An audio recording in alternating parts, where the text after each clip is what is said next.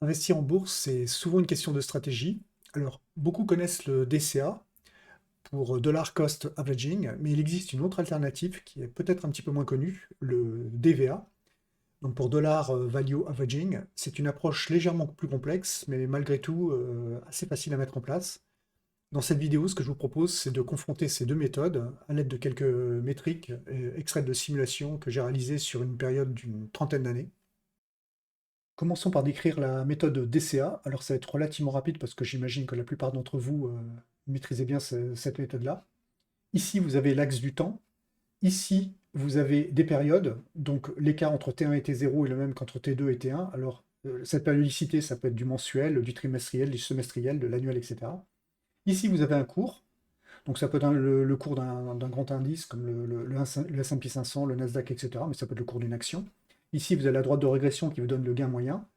Donc la technique du DCA, c'est très simple. Vous choisissez une périodicité, donc là on va prendre par exemple du mensuel. Vous choisissez une somme injectée à chaque début de mois ou fin de mois, comme vous le souhaitez. Donc là on va dire par exemple 200 euros. Et là, ça ferait qu'en fait en janvier on injecterait 200 euros, en février on injecte 200 euros, en début mars on injecte 200 euros, etc., etc. Donc ici, bien entendu, on va acheter avec un cours relativement élevé. Par contre ici, on va être un petit peu plus faible, ce qui fait qu'on va avoir un espèce de lissage de notre PRU au fil du temps. Donc ça, c'est pour la méthode DCA. Alors, il faut savoir qu'il existe également une autre méthode qu'on appelle la méthode lump sum. Alors, c'est pas du tout l'objet de cette vidéo, mais j'ai fait le bench entre ces deux méthodes-là et je vous mettrai le lien en description. Mais pour ceux qui veulent aller vite, il faut juste savoir que le lump sum est bien plus performant que le DCA. La seule chose, c'est que ça suppose avoir un gros capital, l'injecter et avoir des nerfs relativement solides pour être capable de tenir la volatilité au fil du temps. Attaquons la méthode DVA. Donc là, on va rentrer un petit peu plus dans le détail parce qu'elle est un petit peu moins connue. Donc ici, j'ai conservé le même setup que ce qu'on avait pour le DCA. Vous retrouvez la périodicité qui peut être du mensuel, du trimestriel, du semestriel, etc. Ensuite, vous avez votre actif avec sa volatilité implicite, exactement la même chose que ce qu'on avait précédemment. Par contre, la grosse différence qu'il va y avoir par rapport au DCA, c'est qu'il va falloir définir une courbe de progression du gain. Donc ça, généralement, ça se fait en se basant sur l'historique. Donc là, je vous ai fait une droite, mais comme c'est des pourcentages, en général, vous avez plutôt affaire à une exponentielle. Donc on va imaginer, par exemple, que l'actif en question, la progression est de 12% par an. Alors, pourquoi 12%? C'est beaucoup plus simple, parce qu'en fait, ça veut dire qu'au niveau mensuel, je vais progresser à peu près d'1%. Donc là, ce que vous faites, c'est que première opération T0, vous faites comme pour le DCA, vous injectez une certaine somme d'argent. Je crois qu'on avait injecté 200 euros tout à l'heure, donc on va injecter 200 euros. Ensuite, le mois suivant, vous allez regarder comment se situe votre actif par rapport à votre courbe de progression. Et de deux choses l'une, soit l'actif est au-dessus, auquel cas vous injectez rien parce que vous êtes au-dessus de vos objectifs, soit la courbe est en dessous, et c'est ce qu'on verra juste après. Donc là, je suis au-dessus, donc j'injecte rien, je suis au-delà de mes objectifs, toujours au-dessus, j'injecte rien, toujours au-dessus, j'injecte rien. Le mois suivant, là par contre, l'actif est passé en dessous de la courbe de gain théorique. Donc en fait ici, comme on n'a rien injecté, on peut imaginer qu'on a mis de l'argent de côté. Eh bien, on va taper dans cette réserve-là pour aller compléter le gap qu'il y a entre la courbe théorique et l'actif qu'on souhaite suivre. Donc du coup, ce point, on le ramène à cet endroit-là. Ensuite, le mois d'après, on regarde où se situe la courbe. On est toujours en dessous d'une quantité supérieure. Donc là, la bourse va être un petit peu plus importante. Donc on va taper un petit peu plus d'argent à cet endroit-là. On pourra aussi taper sur ce qu'on a mis de côté, sur ce qu'on a mis de côté mensuellement. Donc on calcule cette différence et on injecte la différence. Ce sera un peu moins parce que là on a déjà injecté un petit peu d'argent. Là, pareil, la bourse est un petit peu plus grosse parce que là, la flèche, enfin la distance par rapport à la courbe de référence est plus importante. Là, la distance est plus courte, donc la bourse est un petit peu plus faible. Et ici, on repasse au-dessus, donc on n'injecte plus rien. Donc voilà, donc on voit déjà une première grosse différence par rapport au DCA, c'est qu'on ne sait pas à l'avance ce qu'on va injecter dans notre portefeuille. Tant que vous êtes au-dessus, vous n'injectez rien. Dès que vous passez en dessous, vous commencez à injecter de l'argent. Petit slide qui résume la suite des actions à mettre en place pour activer la stratégie DVA. Donc il y a 4 actions. La première, bien entendu, c'est de choisir un actif. Donc ça peut être une action, ça peut être un ETF, un indice ou une matière première ou toute autre chose. Ensuite, on va choisir la périodicité. Donc typiquement, ça va être du mensuel. On va ensuite définir une fonction de croissance pour l'actif sélectionné, donc qui va typiquement se baser sur l'historique. Donc on pourrait prendre par exemple pour le S&P 500 0,8% par mois. Et ensuite, ben, périodiquement, c'est-à-dire là, dans notre cas, dans le cas présent, c'est du mensuel, on va injecter tous les mois la différence entre l'actif sélectionné et notre fonction de croissance. Bien entendu, on fait une injection que si l'actif est en dessous de la courbe de référence. Sur cette slide, j'ai recensé les principales formules utilisées pour faire l'ensemble de ces calculs. Alors, pour ceux que ça n'intéresse pas, il n'y a pas de souci, vous pouvez utiliser la timeline, il y a directement la slide supplémentaire, vous ne perdrez pas grand-chose. Donc ici, pour les autres, ici j'ai trois colonnes. J'ai la colonne actif, la colonne fonction à suivre, on s'en a déjà parlé, et les opérations à faire en fonction de ces deux colonnes. Ici, vous avez la périodicité. Donc là, on a dit qu'on était en mensuel, c'est-à-dire que de T0 à T1, il s'est écoulé un mois, de T1 à T2, il s'est écoulé un mois, etc. Donc au départ, vous injectez un certain capital. Ensuite, au bout du premier mois, ben, vous allez avoir une croissance ou une décroissance de votre capital en fonction de ce que vaut G1. Si G1 est positif, ben, vous avez une augmentation de votre portefeuille, et s'il est négatif, vous aurez une diminution, etc. Ensuite, au bout de la deuxième période, eh bien, vous avez la quantité que vous aviez avant multipliée par 1 plus G2, et G2, c'est le gain qui correspond au deuxième mois, etc. Donc finalement, en bout de course, au bout de la période N, eh bien, vous allez avoir K facteur de 1 plus G1 multiplié par 1 plus G2, jusqu'à la fin à 1 plus Gn. Ensuite, la fonction à suivre. Donc la fonction à suivre, ça va être un gain constant. Donc là, par exemple, si on prend le cas du S&P 500, on a dit qu'on était à 0,8% par mois, et ben, typiquement, phi va valoir 0,8%. Donc là, pareil, on va avoir une progression. Au bout de la période 1, on va avoir k facteur de 1 plus phi. Au bout de la période 2, on va avoir k facteur de 1 plus phi au carré. La période 3, k facteur de 1 plus phi au cube. Et au bout de la période n, on aura k facteur de 1 plus phi à la puissance n. Et ensuite, il va y avoir deux cas de figure. Soit f1, c'est-à-dire votre fonction de référence va être supérieure à la valeur de l'actif, c'est-à-dire que votre actif a sous-performé par rapport à votre prévision, auquel cas il faut injecter du capital, et si ce n'est pas le cas, c'est-à-dire si vous avez l'actif qui est au-dessus de votre courbe de référence, vous injectez rien du tout. Et vous faites ça de proche en proche jusqu'à la fin. Maintenant qu'on a bien planté le décor, on va passer à la phase pratique, c'est-à-dire faire un bench entre la méthode DCA et la méthode DVA. Donc pour ça, j'ai utilisé deux indices bien connus. Donc là, c'est le S&P 500, mais tout à l'heure, on va voir le Nasdaq. Et ce, sur une période de 40 ans, qui va de 1985 à fin 2024. Donc pour les paramètres d'entrée, pour le DCA et le DVA, l'injection initiale, c'est-à-dire en tout début de période, sera de 10 000 euros. Et concernant le DCA, on a choisi une périodicité mensuelle, comme ce qu'on a fait jusqu'à maintenant, avec une injection de liquidité de 250 euros par mois. Concernant le DVA, on a choisi 4 lois de progression. Donc la première loi est on va utiliser une progression de 0,4% par mois, ensuite 0,6%, 0,8%, puis 1%. Ensuite, on va évaluer les différences entre le DCA et le DVA en termes d'injection de capital et en termes de rentabilité. Commençons avec le premier bench, donc avec une loi de progression de 0,4% par mois. Donc, je vais commencer par décrire le tableau du haut. Donc ici, vous avez les paramètres. Donc les paramètres, j'ai ressorti 5 paramètres. Premier paramètre, c'est des injections. C'est-à-dire tout l'argent que vous allez investir dans votre portefeuille durant toute la durée de l'investissement, qui là, je le rappelle, est de 40 ans. Ici, vous avez le cumul, c'est-à-dire le cumul de ce que votre portefeuille a donné par rapport à l'indice qu'il suit, c'est-à-dire en l'occurrence le S&P 500, la plus-value, qui est ni plus ni moins que la différence entre la valeur de votre portefeuille et ce que vous avez injecté. Ici, le gain, qui est le ratio entre ces deux quantités-là. Donc là, au bout des 40 ans, on voit qu'on a 3074% de gains. Et ça, c'est le rendement annualisé du S&P 500. Donc on retrouve dans ce dont on avait discuté un peu plus tôt. Donc ça veut dire qu'en mensuel, on a à peu près entre 0,7 à 0,8%. Donc je rappelle ici que nous, notre courbe théorique, on l'a positionné à 0,4%. Vous verrez l'importance tout à l'heure. Ici, DCA, donc on retrouve en termes d'injection les 10 kg qu'on a injectés au départ, plus les différentes injections mensuelles qui étaient de 250 euros par mois. Donc ici, ça nous fait le cumul en suivant l'indice S&P 500, la plus-value, qui est la différence. Et ici, on se retrouve en gain annualisé à 5,4%. Donc on voit quasiment la moitié de ce qu'on aurait eu avec le S&P 500 qui, là, en l'occurrence, fonctionne en mode lump sum, c'est-à-dire qu'on a fait une injection de départ, ensuite on a touché à rien. Encore une fois, je vous renvoie à ma vidéo que j'avais fait concernant le bench entre le DCA et la méthode Lumsden, pour vous expliquer pourquoi la méthode Lumsden est plus performante. Ensuite, regardons ce qui s'est passé au niveau du DVA. Donc là, ce qu'on voit, c'est qu'en termes d'injection, on a fait très peu d'injections, parce qu'on a le capital initial de 10 000 euros, et là, on a fait simplement une injection de 200 euros. Alors, la raison à ça, elle est très simple, c'est qu'en fait, vous avez choisi une courbe théorique de progression avec un coefficient extrêmement faible. Donc, ça veut dire que la probabilité que l'actif soit au-dessus de cette courbe-là est très importante.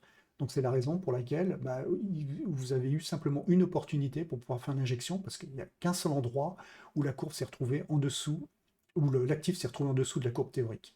Ici, vous avez le delta d'injection. Donc là, c'est-à-dire qu'ici, on a investi 120 000 euros de moins par rapport au mode DCA. Ensuite, on a différents calculs, et là, on se retrouve avec la même performance que ce qu'on avait eu au niveau du S&P 500. Alors, à ce stade-là, donc avec la même performance, 9%, 9%, ce qui est complètement logique. Par contre, il y a quelque chose quand même qui est assez intéressant, qui sort un peu du cadre, on va quand même en parler, parce que c'est quand même des choses à avoir en tête. Si vous faites le ratio entre la méthode DCA et DVA, là vous avez un rapport de 130 divisé par 10, vous avez quasiment un rapport 13. Par contre, si vous faites le ratio in fine de la valeur de votre portefeuille, là vous avez un rapport de 4. 1 100 000 par rapport à 323 000 euros, vous avez un rapport 4. Là, on voit clairement l'importance de la durée d'investissement par rapport au capital investi. Voilà, donc là on voit les deltas, donc on voit qu'effectivement dans ce cas-là, la méthode DVA, effectivement, elle est bien plus intéressante. Par contre, ce qu'on voit, c'est qu'on n'injecte quasiment rien. Voilà, donc voilà. Maintenant, si on prend le graphique, il reprend un peu tous ces éléments-là. Donc en courbe bleue, vous avez le gain du DCA, c'est ce que vous voyez là. En courbe verte, vous avez le gain du S&P 500, donc on voit qu'on est significativement en dessous. Donc là, on voit qu'on va faire simplement un x8, alors que là, on va faire un x31. Donc on voit clairement l'écart. Ici, en violet, vous avez la courbe de progression théorique. Ici, vous avez les injections. Alors là, on ne voit rien parce qu'on n'a quasiment pas fait. Donc, vous avez une droite quasiment. Vous avez juste fait une injection de 200 euros, alors quelque part là-dedans, je ne sais pas où exactement. Et le gain du DVA, vous ne le voyez pas parce qu'il est confondu à la courbe verte, puisqu'on a, comme on n'a fait quasiment pas d'injection, on a quasiment suivi l'indice de référence. Augmentons le coefficient de la loi de progression. Donc là, on était à 0,4. Paf, on passe à 0,6. Donc là, ces deux premières colonnes ne vont pas changer, puisque le S&P 500, on garde la même configuration jusqu'à la fin. Le DCA, pareil, donc là, rien ne va bouger. Là, on a simplement changé, passé le coefficient de progression de 0,4 à 0,6. Donc, qu'est-ce qu'on constate? C'est qu'avant, on avait juste 10 200 euros d'injectés. Là, on voit qu'on a 16 000 en plus par rapport aux 10 000 de base. Donc, ça veut dire qu'on a fait pour 16 000 injections supplémentaires pendant tout le processus d'investissement. On a malgré tout encore un delta assez significatif de l'ordre de 100 000 euros. Si on regarde maintenant les performances, on reste supérieur à la méthode DCA. C'est-à-dire que là, on est toujours à 5,4 comme ce qu'on avait précédemment. Là, on est passé à 7,3, sachant qu'avant, on était à 9%. Le delta est de 2%. Et si on regarde les performances globales en fin d'investissement, c'est-à-dire sur les 40 ans, là, on a fait x31 par rapport au capital de départ. Ici, on a fait x16. Donc, autrement dit, on a quasiment divisé par 2 la performance qu'on avait initialement sur les S&P 500 en mode lump sum. Par contre, on est quand même supérieur au DCA, avec une croissance supplémentaire de 2% annualisée. Donc ensuite, si on regarde par rapport au graphique, on voit bien qu'effectivement, par rapport à la version précédente, ici, on a 0,4% par mois. Donc là, on voit la courbe de progression. Ici, à 0,6%, on voit que cette courbe de progression est plus croissante que celle qu'on a vue juste précédemment. Ici, à cet endroit-là, vous avez la méthode DCA, qui est au même endroit que ce qu'on avait précédemment. Voilà. Là, vous avez la progression liée à la stratégie DVA. Donc avant, je vous rappelle, elle était confondue à la courbe verte. Là, elle est descendue. Donc on est malgré tout supérieur au DCA. Et ensuite, chose qu'on ne voyait pas très bien dans l'exemple précédent, qu'on voit beaucoup mieux ici, c'est les injections. Donc on voit par exemple qu'à cet endroit-là, je vous rappelle qu'on a fait 16 000 euros d'injection. Ici, on a fait beaucoup d'injections et ça correspond à la crise de 2008, ce qui paraît assez logique. C'est à ce moment-là, on a vraiment sous-performé par rapport à l'indice de référence. Et c'est là où nous, on est venu compléter pour pouvoir ramener la courbe au niveau de pour pouvoir ramener l'actif au niveau de la courbe théorique. Donc voilà pour la version 1.06. On continue à augmenter le coefficient de progression de la courbe de référence. Donc là, on était à 0,6% par mois. On va passer à 0,8%. Donc là, ce qu'on constate, on ne va pas reprendre tout ce qu'on a décrit précédemment, c'est que la performance annualisée sur le DVA reste supérieure à celle qu'on pourrait avoir avec le DCA. Par contre, ça c'est dans un mouchoir de poche, on a un écart qui est simplement de 0,2%.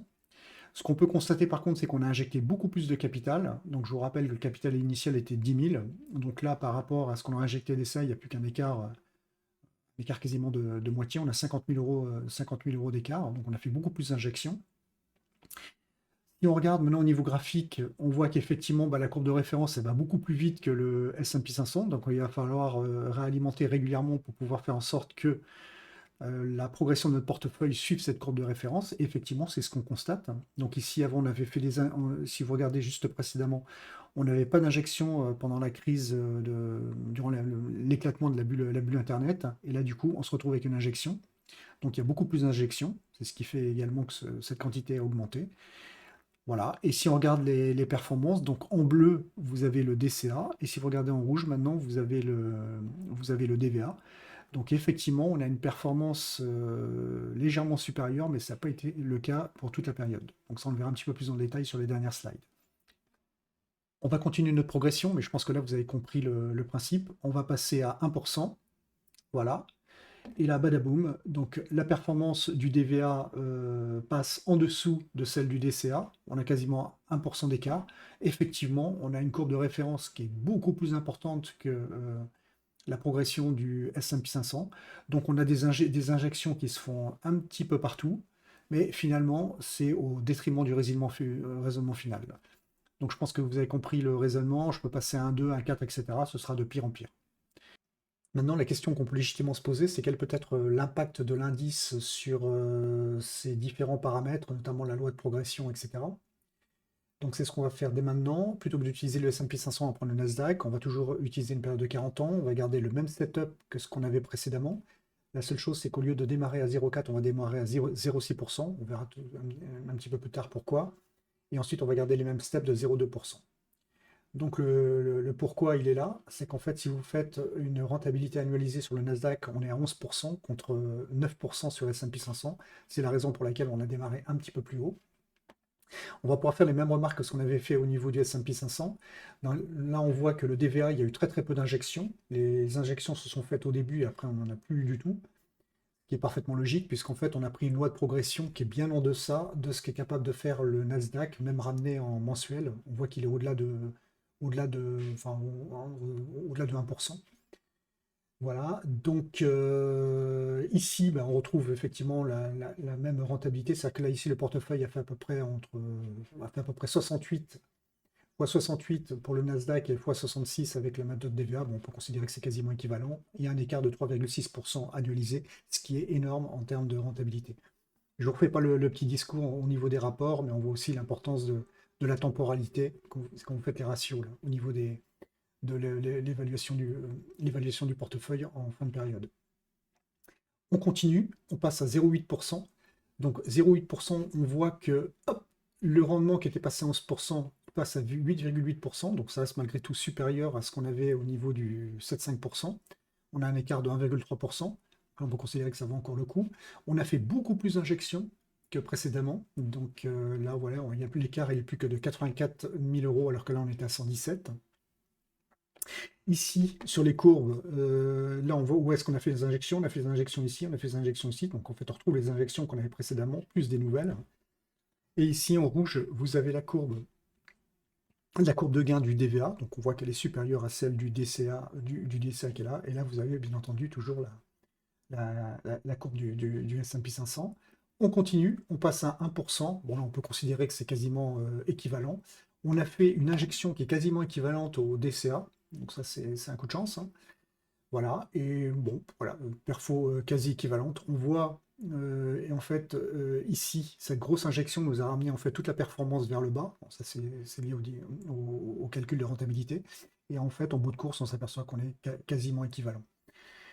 Ensuite, on continue, on passe à 1,2%. Bon, bah là, du coup, on est passé en négatif. C'est-à-dire que là, la méthode DVA, on a une courbe de progression qui est tellement importante qu'on est, on est sans arrêt en train de faire des réinjections et pas forcément à des moments opportuns.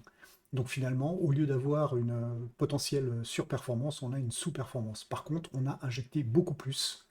Donc là, on avait injecté 130, on a injecté 283 000, donc beaucoup plus que ce qu'on avait au niveau du DCA. Une autre question qui serait intéressante de se poser, c'est de savoir quel est l'impact de la temporalité sur la performance de nos différentes stratégies, DVA versus DCA, enfin DVA par rapport à DCA. Donc là, ce qu'on va faire, c'est qu'on va moduler le point de départ du premier investissement. On garde le même setup que ce qu'on avait discuté précédemment, avec le S&P 500 qui démarre pour la partie DVA à 0,4% en mensuel, et le Nasdaq qui va démarrer à 0,6% mensuel. Donc voilà les courbes. Alors on va décrire ces courbes. Ici, vous avez la performance et ici, vous avez l'année qui correspond à l'année à partir de laquelle on fait le premier investissement. Donc là, par exemple, si on prend ce point-là, on a commencé l'investissement en 1985 et on termine tout le temps, quelle que soit la configuration, fin 2024. Donc la courbe verte va représenter la performance qu'on aurait obtenue si on avait utilisé un coefficient de 0,4% par mois. Donc c'est ce qu'on voit ici.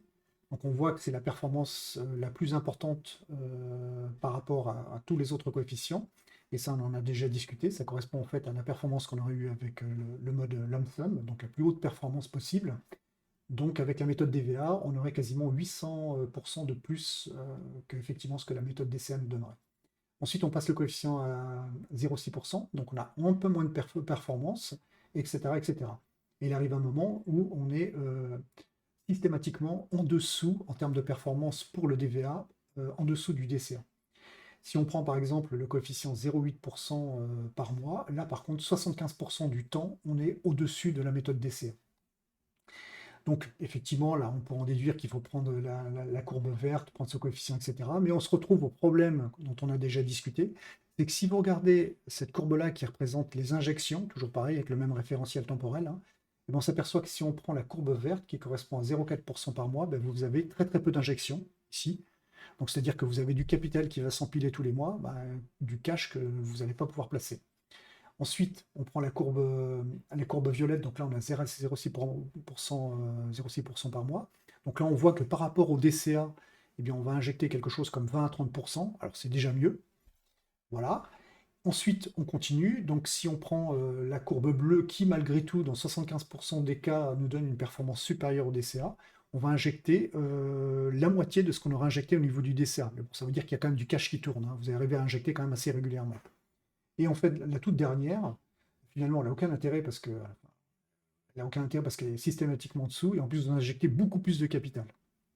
Voilà. C'est exactement la même chose pour le Nasdaq, sauf que c'est décalé parce que le Nasdaq est plus performant que le S&P 500, il fait à peu près 3% de plus.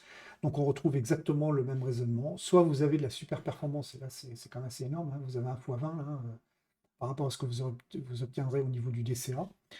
Mais par contre, même problème que tout à l'heure, vous avez très très peu d'injections, etc. Là par contre, on a une injection qui est presque équivalente au DCA, hein, en regardant ça un petit peu avec les yeux de l'amour. Par contre, la perfo, bon voilà, elle sera un petit peu meilleure que le DCA, mais c'est pas énorme. On arrive au terme de cette étude, donc dernière slide. Alors si je voulais l'intituler conclusion, mais finalement je considère que la conclusion c'est propre à chacun. Donc là, on va juste faire un état des lieux des principales informations liées aux deux stratégies, DCA versus DVA. Donc DCA, ce qu'on peut dire sur cette méthode, c'est que c'est une méthode qui est bien connue, très facile à mettre en œuvre. Donc en fait, il suffit d'injecter de l'argent, la même somme en fait chaque mois, chaque trimestre, etc., suivant la périodicité choisie. Et on a également la possibilité de réduire les frais. Il y a certains brokers qui proposent des frais quasi nuls si vous faites des investissements récurrents. Et la méthode DVA, par contre, c'est une méthode qui est plus élaborée, parce que vous devez définir une loi de progression, il ne faut pas se tromper dans cette loi de progression. Vous avez un investissement qui est aléatoire, c'est-à-dire que vous n'avez pas à l'avance ce que vous allez devoir injecter, vous ne savez pas de combien vous allez vous écarter de la courbe de référence. Donc parfois vous injectez rien, donc pas de souci, parfois vous devez injecter de l'argent, voire beaucoup d'argent. Par contre, vous avez effectivement un gain potentiellement supérieur si vous ne vous trompez pas sur la loi de progression. Ici, je vous ai mis deux graphiques qui n'ont pas forcément grand-chose à voir ici, mais je trouve que c'est intéressant et c'est quelque chose que j'aurais dû mettre dans l'étude où je faisais un bench entre la méthode DCA et la méthode lump sum.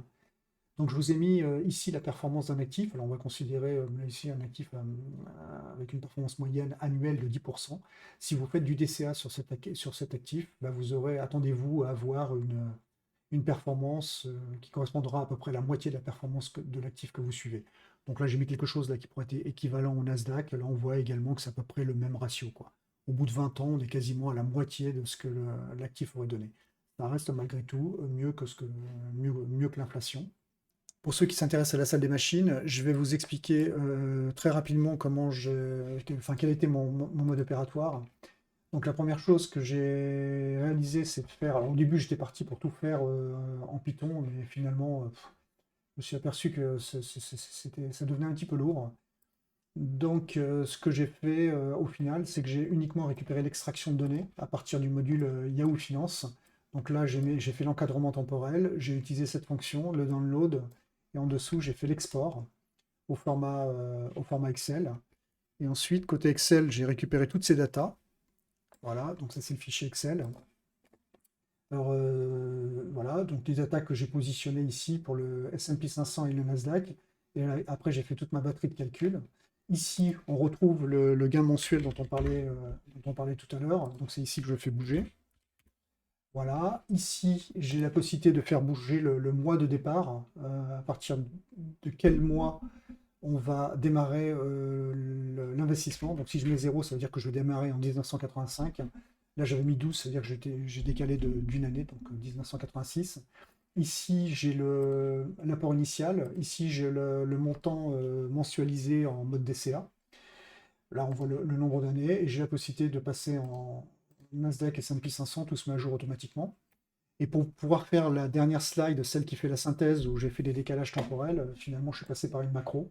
Donc j'ai une petite macro qui me fait automatiquement bouger ce paramètre-là et qui collecte les données et qui les tabule de ce côté-là. Et c'est à partir de ça que j'ai fait tous mes graphiques étagés. Bon, on va pas rentrer dans le détail de ce fichier-là, mais il faut savoir quand même qu'il y a un petit peu de boulot. En tous les cas, moi, je suis arrivé à un résultat où j'ai des éléments qui vont être intéressants pour moi pour gérer un peu mes investissements. Alors, j'espère que ce sera pareil pour vous. Voilà, voilà.